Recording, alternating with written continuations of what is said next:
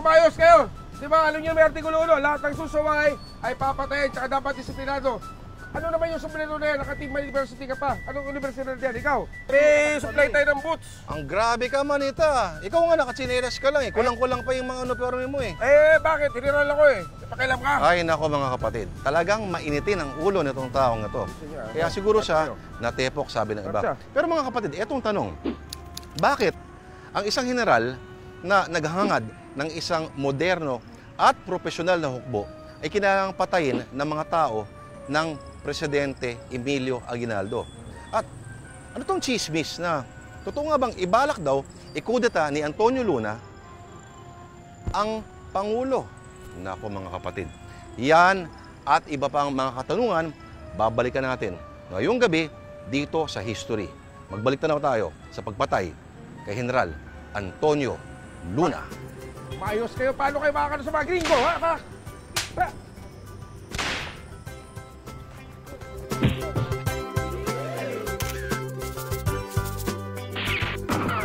Anyari, chismis noon, kasaysayan ngayon. Makukuryente po sila. Hindi nga po nauubos. Pinoy, Binay, Binay, Rojas, Paul at Binay. Kung akala nyo ay OA na ang mga bangayan, siraan at tirahan ng patalikod sa politika ngayon, aba, wala pa yan. Babait pa nga yan eh. Ibahin nyo nung panahon ng mga kalolololohan natin, ang backstabbing, literal na may tagaan. Ang pinagtataga, si General Antonio Luna. Bakit kanyo? Si Luna bilang sundalo, ang word na pumapasok sa isip ko, yung pagiging disiplinarya niya. Siya yung tunay na siga. Bata pa lang daw itong si Antonio, talagang may angking angas at kasigaan na sa katawan. Siya yung tunay na siga. Hindi mo akalain ang baragas na ito galing sa mga angkan ng mga astig, mga magkakapatid na profesional. Pero hindi naman magpapahuli si General Antonio. Ang pagkasiga, ginamit niya para mag-aral ng mga taktikang pangmilitar. Ayon sa author ng The Rise and Fall of Antonio Luna, teenage years niya, interesado na siya dyan eh. Kaya, palagay ko mga 16 anyos, nag-aaral siya ng military tactics sa isang retired Spanish colonel, si Don Martin Cartagena, dan sa Intramuros. Pero huwag limitahan sa basagan ng ulo itong si Antonio. Nagtapos siya ng Bachelor of Arts Ateneo Municipal de Manila at nag-enroll ulit sa University of Santo Tomas sa kursong pharmacy. Taong 1886, ipinadala na lang si Antonio sa Espanya para doon magtapos ng pharmacy. Kaso, nung nando na, mukhang lumakas ang tawag ng papel at pluma sa buhay ni Antonio. Naging bahagi siya ng diaryong La Solidaridad kasama si Rizal. Nagsulat siya sa ilalim ng alias na Taga-Ilog. Napaka-legendary kasi ng pagiging mainitin ang ulo itong idol natin. In fact, napakarami niya ng hinamon ng duelo. Isa nga dyan ang isang Kastilang periodista na si Mir Diaz. Ano sinasabi mo mainitin ulo ko? Hindi mainitin ulo ko, ha? Baka ikaw, wala makakapigil sa akin, hindi mainitin ulo ko. Huwag mo pagbibintangan na mainitin ang ulo ko! Ha? Minsan nagkaroon siya ng away. Kasi nagsulat siya ng isang artikulo na talagang tinuligsa ng isang Kastilang pangalan ni Mir Diaz.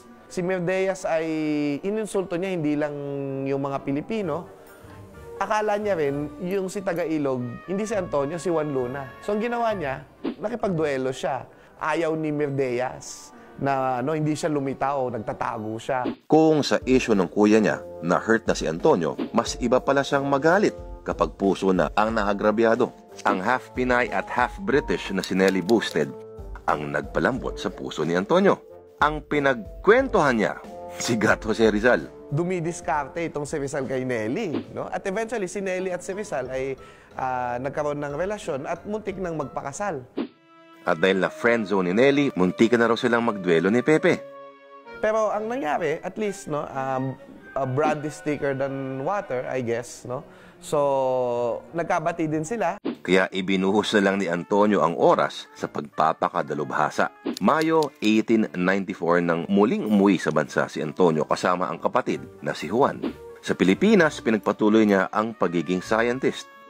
Pinag-aaralan niya ay Carabao milk at saka yung sakit na malaria. So, ibig sabihin, nag-aaral siya ng mga sakit, ng mga bagay na maaaring makatulong. Dito, itinayo na rin nila ang Sala de Armas, isang eskwelahan para sa fencing. At dito naging estudyante niya si Apolinario Mabini, siyempre nung hindi pa tinatamaan ng polio. Nagtapos ng pharmacy sa Espanya at di katagalan ay naging isang award-winning na chemist. Ang tanong ngayon, paano ba nangyari na itong henyo na nerdo na bigotilong ito ay naging general ng isang hukbo? Fuego! Ate! Tagal pa ba yan? Maluto yung bibingka natin ng mga Amerikano, yung mga gringo! Dali, matatalo na kami! Sa parmasya, ano ba ang ginagawa mo? Hindi ba ini-examine mo, no? Yung mga elemento, ganun. Sa militaryo, ganun din. May dalawang army magkaharap, i-examine mo ang strength and weaknesses ng isa. Mula sa pagiging eksperto sa siyensya, naging dalubhasa rin siya sa science of war. Kasabay ng patuloy ng pananakop ng Kastila sa bansa, unti-unti na rin nag-ipon ng puwersa ang Katipunan. Humingi na ng suporta ang Katipunan kay Rizal. Pero tablado sila kay Jose Rizal. Pinayo na lang ni Rizal si Pio Valenzuela, ang isa sa mga pinuno ng Katipunan na pinadala sa dapitan para kausapin si Rizal, na i-recruit si Antonio Luna para maging bahagi ng grupo. Kaso, nireject din ni Luna ang imbitasyon dahil nakita niya na hindi pa handa ang Katipunan para sa revolusyon. Pero paano ba nangyari na isang henyo at matinik na military tactician ay naisahan ng kanyang mga kaaway? Anong naisahan? Ako may iisahan! Gusto mo, magduelo na lang tayo eh! Relax lang, tol. Chill lang, General. Magbibingka ka muna. Yan. Sarap. Fresh. Kapag nang bibingka dito sa Kabanatuan, no? This program is brought to you by Liver Marine. Liver mo, sagot mo.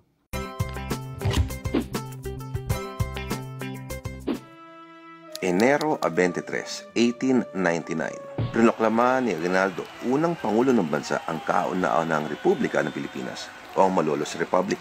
Sino ba ito, tol?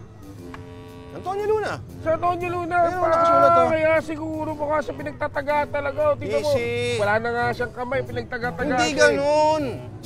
Huwag ganun. Pero mga kapatid, sa pagbuo ng gobyerno ng unang republika, si Aguinaldo ay nangailangan ng mga miyembro ng kanyang gabinete. At napasama ron si Antonio Luna.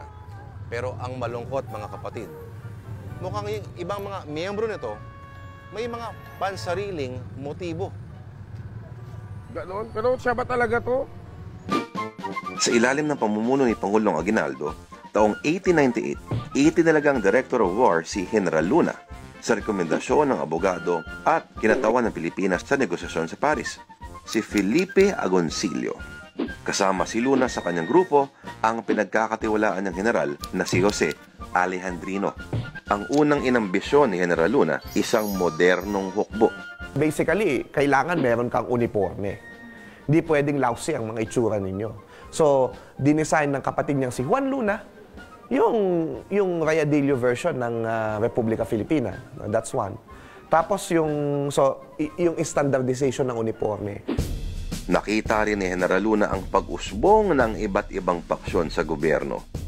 Kaya naman sinubukan niyang pag-isahin ang mga sundalo ng bawat probinsya. Dahil bago sa ilan ang gantong setup, hindi maiwasang mabad trip sila kay Luna.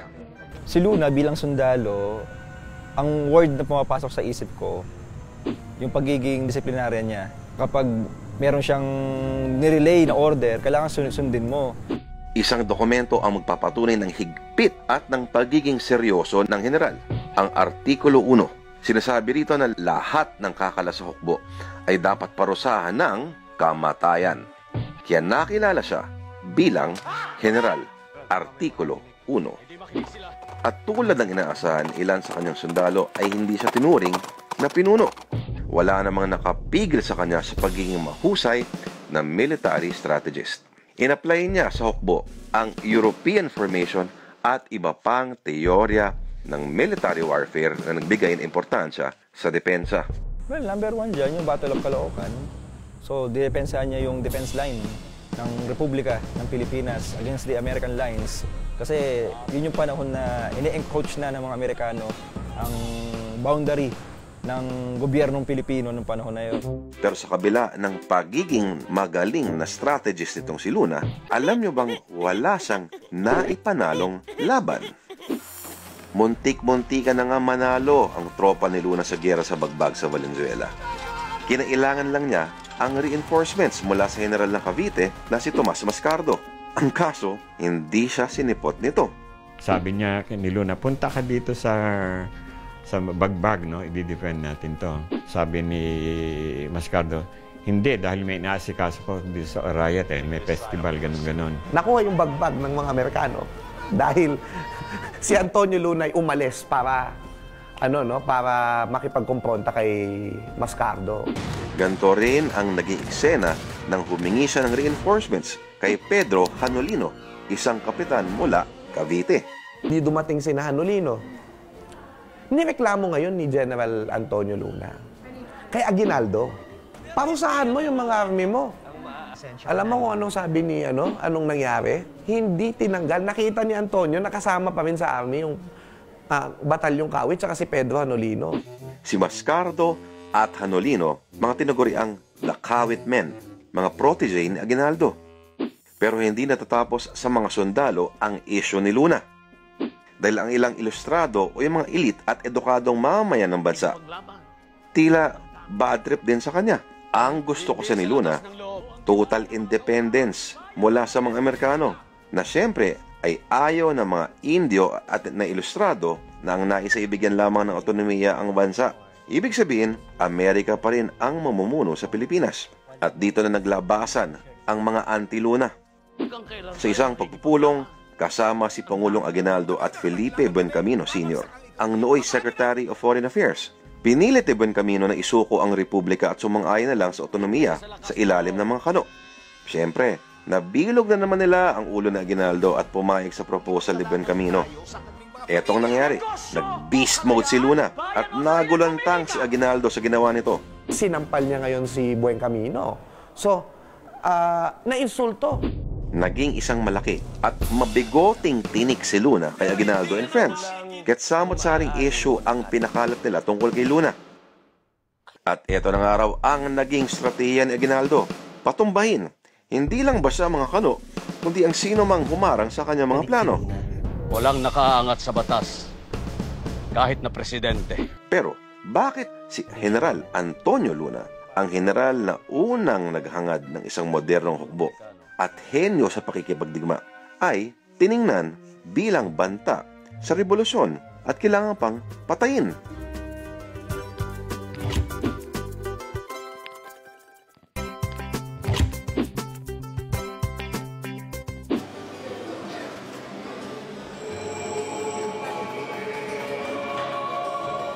Mula sa Malolos, nilipat dito sa Cabanatuan, sa katedral ng San Nicolas de Tolentino, ang kabisera ng Republika ng Pilipinas. Pero mga kapatid, June 5, 1899, dito na rin nagtapos ang buhay ni General Antonio Luna. Yun nga sabi sa kasaysayan ng magagawa ba ako? Gabi ng Mayo 27, 1899. Ayon sa ilang historiador, nagpulong-pulong raw sila Aguinaldo, Paterno at Buencamino sa Cabanatuan. Pagkatapos ng ilang araw, nakatanggap ng telegrama mula kay Pangulong Aguinaldo si Antonio Luna na nooy nasa Tarlac. Pinapapunta siya sa Cabanatuan. Agad namang bumiyahe si Luna. Wala siyang kasamang army. Tanging ang mga katiwala niyang si Colonel Paco Roman at Kapitan Eduardo Rusca ang kanyang bitbit. Pagdating sa kanilang tagpuan sa Presidential Headquarters ng unang republika sa Cabanatuan, bumungad na sa kanya si Hanolino. May lakas ng loob ka pang iharap yung mukha mo sa akin. Sinong nagbalik sa'yo? Tapos ang sabi ni... Tahimik lang si Hanolino. Tinuro niya nasa taas. So, akyat ngayon dun sa hagdanan si Antonio. Kita niya ngayon, nandun si Buencamino. So, nangyari. Biglang habang nag-aaway sila, nagbumurahan sila ngayon ni Buencamino at si Antonio, biglang may narinig na putok. Baba ngayon si Antonio. Sabi ni Antonio, sino yung nagpaputok? Nagmura siya ngayon, minura niya, sinabi niya, mga bobo kayo. As usual, Nag-init na naman ang ulo ng general at pinagalitan si Hanolino. Pero ito na pala ang huling bugso ng galit ni General Antonio Luna. Tinagana ngayon ni Hanolino si Antonio, no? Mula sa kumbento, nakalakad pa ngayon si Antonio Luna sa plaza. Bumabaril pa siya. Ang sinasabi niya, mga traidor. Kayo, umayos kayo, ha? Saya-saya, no? Ang daming banderitas. Ang kulay-kulay. Pero, alam nyo ba, na dito sa eksaktong lugar na to, sa Plaza Lucero, ngayon, sa Cabanatuan, namatay si Antonio Luna kasama ang kanyang alalay na si Francisco Roman. At ang kwento pa, mahigit 40 raw ang natamo na taga Luna. Grabe, ang sakit nun, tol! Ang sakit nun! 40 taga! Tapos iba-ibang katawan pa! Naku, kaya kayo, umayos kayo, ha? Ayoko dyan. Ito gusto ko. Ayon sa akda ni Antonio Abad, ginhit ni Hanolino na self-defense lang ang ginawa niya. 34 na taga, self-defense. Aba, mahusay. Kasi yung kwento ni Hanolino, kaya nila binoldyak si Antonio Luna, nabigla sila. Isang bersyon naman ang nagsasabing may conspiracy na naganap. Night of May 27, 1899, nagkaroon ng pulong sina Aguinaldo, si Paterno, at si Buencamino sa Cabanatuan. Hindi natin alam kung ano yung pinag-usapan nila. Ito yung sinasabi nila na ito na yung panahon na pinagpulungan yung pagpatay. But we are not sure. Ang isang kumpirmasyon ay galing kay Apolinario Mabini. Si Apolinario Mabini mismo nagsabi sa kanyang La Revolución Pilipina, si Aguinaldo lamang ang dapat sisihin sa pagkasawi ng dalawang ito because of his inexhaustible craving for power. Grabe, ang sakit-sakit talaga nun. Isipin mo yung tol, pagtatagain ka, buhay ka pa nun habang di ba? Ang chismis pa nun, yung ermat daw ni Aguinaldo, may hirit pa. May hirit pa? Ano sabi? Wow.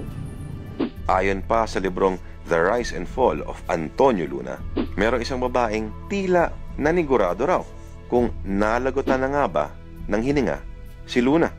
Meron daw matandang babae na ang sabi, nagalaw pa ba yan? Yun yung unang version. May pangalawang version yan. Nagalaw pa ba yan? Mga masasama kayong tao. Doon sa dalawang version na yun, isang sinasabi nila na tao. Sa matandang babae, ng pangalay Trinidad Aguinaldo Ifami. At ito yung nanay ni Emilio Aguinaldo. Isang araw matapos ang masaklap na kinahinatnan ni General Luna, mismong ang mga taong nagsasabing pumatay sa kanya ang naglibing sa kanya. At wala man lang daw ginawang investigasyon sa nangyaring pagpatay. Sariling general ng hukbo, henyo sana sa digmaan, pero sinusuway at pinapatay. Ganon kalabo ang takbo ng politika noon. Masaklap na hanggang sa kamatayan ni Antonio Luna, kaakbay niya ang kabiguan. Ang kabiguang disiplinahin ang mga watak-watak na puwersa ng mga Pinoy. Hindi nga naman katanggap-tanggap yung palusot na kaya pinatay si Antonio Luna dahil masyado siyang ambisyoso at para raw mapanatili ang pagkakaisa ng hukbo ng revolusyon. Kung meron mang isang tao na nag-isip ng isang profesional, moderno at napakahusay na hukbo, walang iba kundi si General Antonio Luna. At kung meron mang mga traidor, yun ay mga taong nakapaligid kay Emilio Aguinaldo. Mga kapatid, ang lungkot lang talaga isipin na binubuo pa lang yung ating republika, nagkakawatak-watak na. Pero, mas malungkot isipin na hanggang ngayon, parang nangyayari pa rin yun. Mga kapatid, ako po si Lord de Vera. Yan po ang history natin sa gabing ito. Tandaan ang kasabihan, kung wala tayong kasaysayan, wala tayong saysay. Mabuhay ang Pilipinas.